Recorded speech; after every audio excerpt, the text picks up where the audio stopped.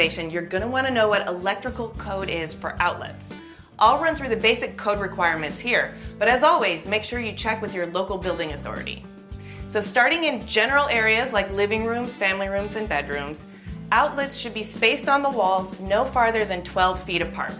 So I've got an outlet in there, and as you'll see, I've got another outlet over there less than 12 feet away. That's so that no lamp wire or any other wire for a device you have plugged in has to stretch more than 6 feet in either direction.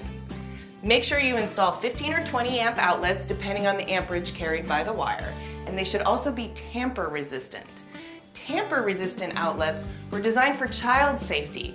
They have a spring-loaded shutter that only opens when both prongs of a plug are inserted, but they won't open for things like hairpins or paper clips or anything else a tiny hand might want to jam in there.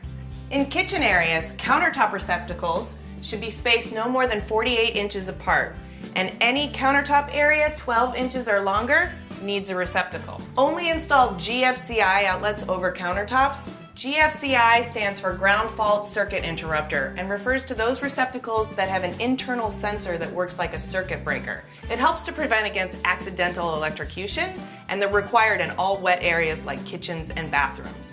And for that same reason, you're not allowed to put any face-up outlets on countertops or work surfaces. It'd be too easy to get them wet, and that would be very dangerous.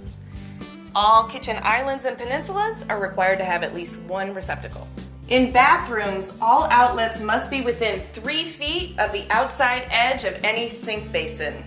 And again, we're in a wet area, so that means GFCI outlets only. Also, no face-up outlets on countertops. For obvious reasons, you can't install outlets in showers or over any bathtubs. And all receptacles in bathrooms must be on a separate 20 amp branch circuit, or a single dedicated 20 amp circuit can serve an entire bathroom, including lighting and the vent fan. So that's the basics, but remember to check with your local code authority before starting any electrical projects.